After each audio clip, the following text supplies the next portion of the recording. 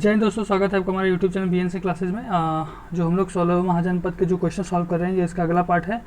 तो question solve करने से पहले प्लीज़ जो हमारा चैनल है बीएनसी क्लासेज, उसे प्लीज़ आप लोग सब्सक्राइब करें और हमारे चैनल को सब्सक्राइब करें, वीडियो को लाइक करें और उसे शेयर करें, ठीक है।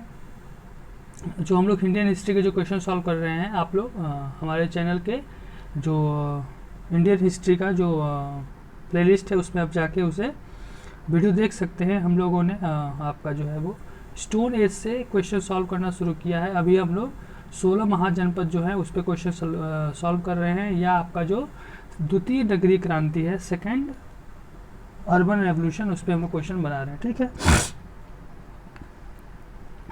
तो चलिए क्वेश्चन स्टार्ट करते हैं।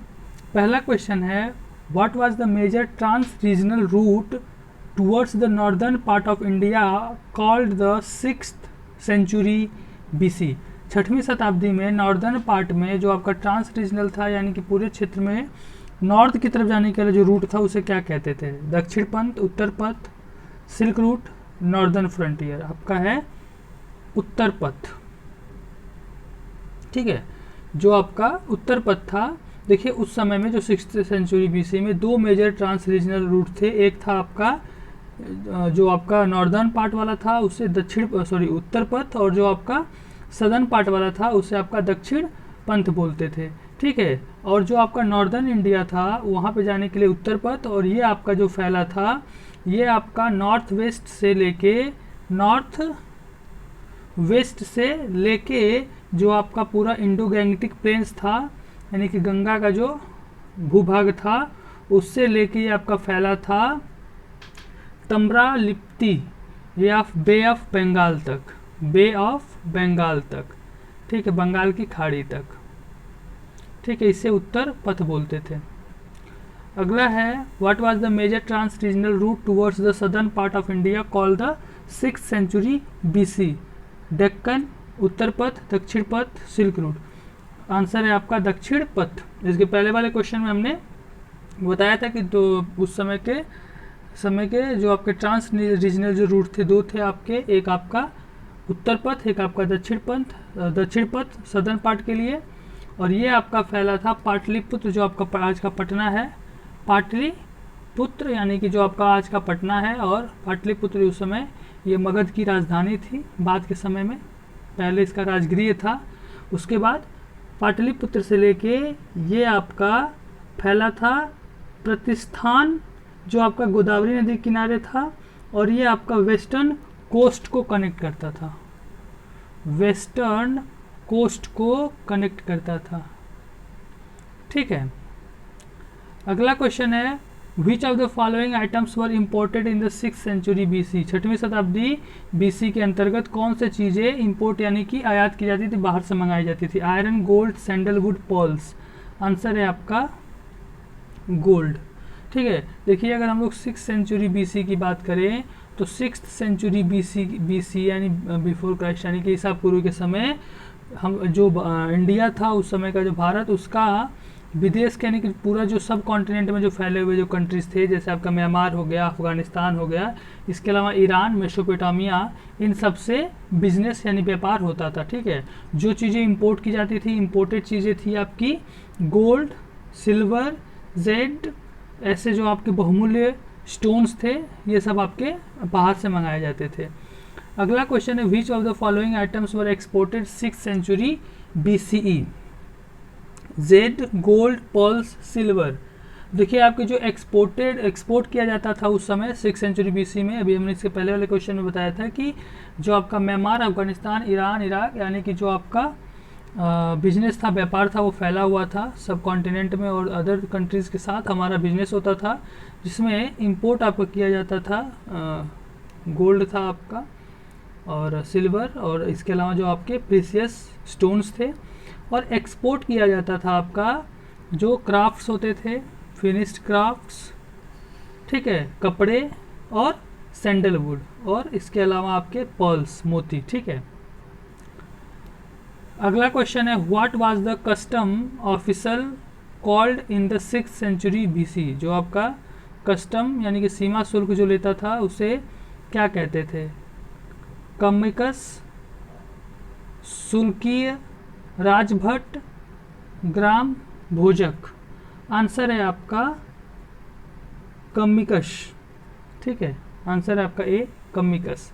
देखिए जो कस्टम ड्यूटी यानी कि आपका जो सीमा शुल्क जो था वो जिस अधिकारी के द्वारा लिया जाता था उस समय उसे कम्मिकस बोलते थे। और जो पाली टेक्स्ट है, जो आपके पाली यानी कि प्राकृत भाषा में जो लिखा गया पाली टेक्स्ट है, उसमें बताया गया है कि उस समय सी ट्रेवल यानी कि आपका जो व्यापार था वो सी रूट के माध्यम से होता था। ठीक है, उस समय आपका जो टोल टैक्स था, टोल टैक्स यानी कि जो चुंगी होती है, टोल टैक्स आपका लिया जाता था। जो टोल टैक्स जो वसूलता था उसे शुल्काध्यक्ष या सॉलकील बोलते थे, या सॉलकील बोलते थे। ठीक है, और ये आपका जो टैक्स लगता था, चुंगी जो लगती थी, ये आपका माल की बिक्री पर लगता था, माल की यानी मर्चेंडाइज पर लगता था। और ये आपका जो कस्टम था यानी कि जो सीमा शुल्क था वो आपका ये अधिकारी वसूल करता था। अगला है what were the special royal officer called who were deputed to safeguard the lives of the and property of travelers in the 6th century BCE? कमिकस, राजभट, शुल्काध्यक्ष, Nishka. देखिए पूछ रहा है कि जो रॉयल ऑफिसर होते थे, राजा के द्वारा अपॉइंट किए गए ऑफिसर होते थे, जो बाहर से आए जो लोग थे, ट्रेवलर्स थे, उनके जीवन और उनकी प्रॉपर्टी की रक्षा करने के लिए तैनात किए जाते थे, उन्हें क्या कहते थे? तो कमिकस जो हो गया आपका, ये तो कस्टम ड्यूटी यानी कस्टम जो टैक्स होता था वो वसूल करता था, तो ये तो होगा नहीं। और राजभट जो था ये होगा आपका आंसर, राजभट, उसे हम लोग बोलते थे राजभट। ठीक है, देखिए 6th सेंचुरी BC के समय में देखा जाए तो व्यापार आपका बहुत फैला था, विदेशों से व्यापार होता था, बाहरी देशों से व्यापार होता था। ठीक है, और ये आपका पाली टेक्स्ट के से हम लोग इसको रेफरेंस लेते हैं, यानी पाली टेक्स्ट से अगर हम लोग देखें, पाली टेक्स्ट के अकॉर्डिंग उस समय व्यापार बहुत ही फ्लोरिश था, बहुत ही फैला हुआ था। इसके लिए जो बाहर से जो लोग आते थे उनके सुरक्षा के लिए एक स्पेशल ऑफिसर तैनात किया जाता था जिसे राजभट कहते थे। ठीक है, जिसे राजभट कहते थे। ये आपका जो शुल्काध्यक्ष था, ये आपका जो चुंगी थी यानी कि जो आपका टोल टैक्स था जो माल बिक्री पर लगता था, ये वो वसूलता था। ठीक है, तो आंसर होगा इसका राजभट। अगला क्वेश्चन है which century the first punched marked coin were used? सबसे पहली बार जो आपके पंच्ड मार्क थे, ठीक है, वो जो सिक्के थे वो पहली बार कब यूज किए गए? 7th century BC, 8th century BC, 6th first. Answer है आपका डी, 6th सेंचुरी BC। ठीक है, देखिए जो आपके हम जब हिस्ट्री के सोर्सेज पढ़ते हैं तो उसमें आपका एक आता है न्यूमिस्मेटिक्स। न्यूमिस्मेटिक्स का मतलब होता है, ये आपका टर्म है जिसे कहा जाता है study of coins. Study of coins, हम जब सिक्कों को स्टडी करते हैं, सिक्कों के बारे में जब अध्ययन करते हैं, उसे न्यूमिस्मेटिक्स कहा जाता है। और ये किसी भी समय के जो इतिहास है उसको समझने में आसानी होती है। तो देखिए उस समय जो आपके मुख्यतः जो सिक्के होते थे वो पंच्ड मार्क होते थे। ठीक है, पंच्ड मार्क सिक्के का मतलब क्या होता था कि ये जो धातु के टुकड़े होते थे जिसका सिक्का बनता था, मेनली उसमें आपका सिल्वर के कॉइन्स उसके बनते थे। ठीक है, मेनली उस समय सिल्वर के सिक्के पाए जाते थे। तो पंच मार्क कॉइन्स इसलिए बोला जाता था क्योंकि धातु के जो टुकड़े होते थे उस पर पेड़, मछली, सांड, हाथी, ये सब जो होते थे इनकी आकृति का ठप्पा मारकर इसे बनाया जाता था। आकृति जो थी उनकी जो शेप तो था उसकी ठप्पा मारकर उसे बनाया जाता था कॉइन्स, इसीलिए इसे पंच्ड मार्क्ड कहा जाता था। ठीक है, कॉइन्स कहा जाता था। अगला question, what was the village headman called in the 6th century BC? गृहपति, सरपंच, ग्राम भोजक और ग्राम नायक। आंसर है आपका सी, ग्राम भोजक।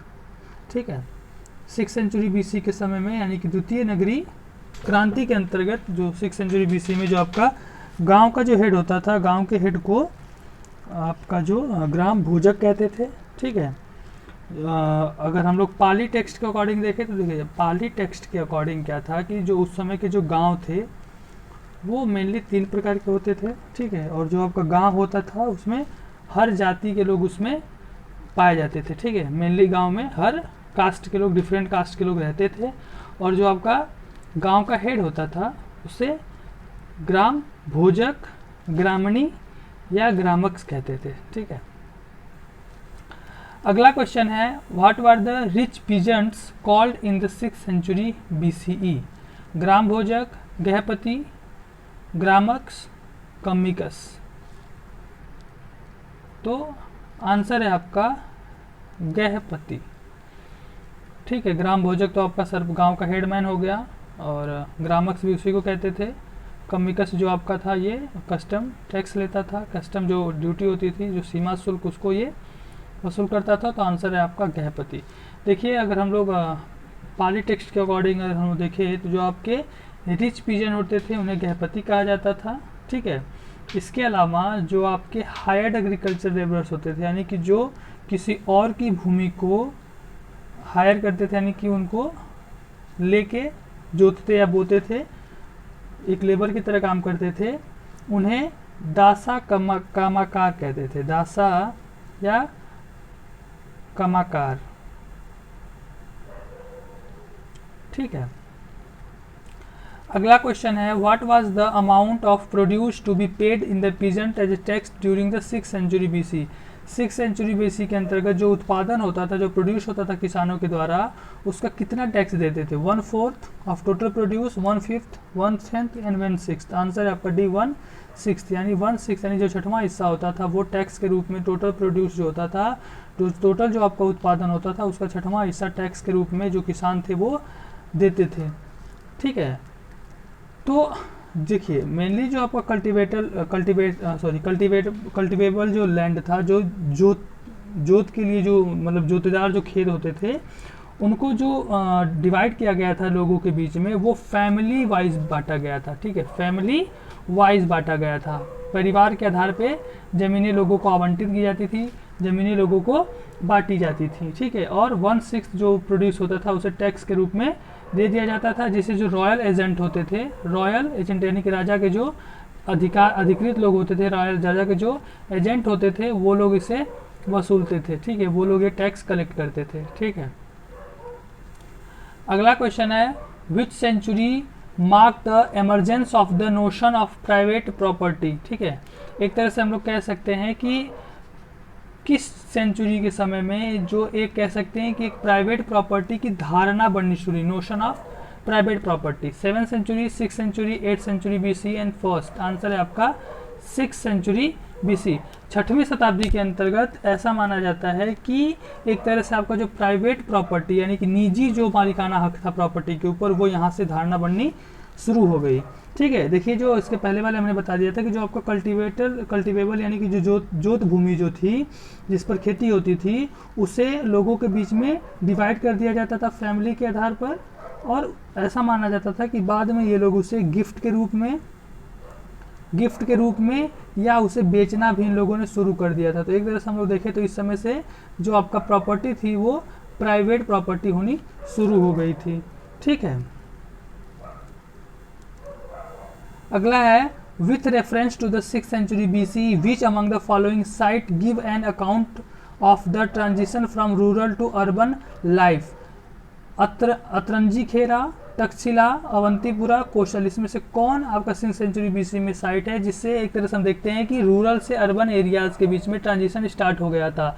अतरंजी खेरा, तक्षशिला, अवंतीपुरा, कौशल। आंसर है आपका ए, अतरंजी खेरा। ठीक है, देखिए जो आपका अतरंजी खेरा था उस समय देखिए क्या हुआ कि यहाँ पे आयरन यानी कि जो खेती होती थी उसके अंदर जो आपके हल होते थे उसमें लोहे का इस्तेमाल शुरू हो गया था। जो आपके हल होते थे वो आपके लोहे से खेती करना स्टार्ट कर दी गई थी गंगा प्लेन्स के। ठीक है, ये जो आपका अतरंजी खेरा है, खुदाई से पता चला है कि वहाँ पे जुताई के लिए लोग लोहे के हल का इस्तेमाल करते थे, आयरन प्लाव का इस्तेमाल किया जाता था। ये आपका जो अतरंजी खेरा है ये आज का जो उत्तर प्रदेश का एटा ज़िला है, आज का जो आपका उत्तर प्रदेश का जो एटा ज़िला है, एटा ज़िले में खुदाई के दौरान ये अतरंजी खेरा के बारे में पता चलता है। ठीक है, इसके बारे में हमको इंपॉर्टेंट जो भी इंफॉर्मेशन, अवेलेबल इंफॉर्मेशन वो हमको यहाँ से मिलता है कि ट्रांजिशन जो आपका हुआ था रूरल टू अर्बन, यानी कि ग्राम से मेड से, यानी कि जो आपका ग्राम जीवन था, यानी कि जो आपका गांव का जो जीवन था, उससे जो अर्बन एरियाज है, शहरीकरण, ये इसके बारे में हमको इन्फॉर्मेशन मिलता है आपका अतरंजी खेरा से। ठीक है, ठीक है। अगला क्वेश्चन है what were the higher official kings court called in the 6th century BC. जो आपके राजा के जो अधिकारी होते थे उसमें जो सबसे हाईएस्ट ऑफिशियल होते थे उसे क्या कहा जाता था 6th सेंचुरी बीसी के अंदर? मंत्रीन, अमात्य, मंत्रीन, सेना नायक। आंसर है आपका अमात्य, ठीक है, उन्हें अमात्य कहा जाता था। जो राजा के कोर्ट का सबसे हाईएस्ट ऑफिसर होता था उसे अमात्य कहते थे। अमात्य मतलब मंत्री हो गया, ठीक है।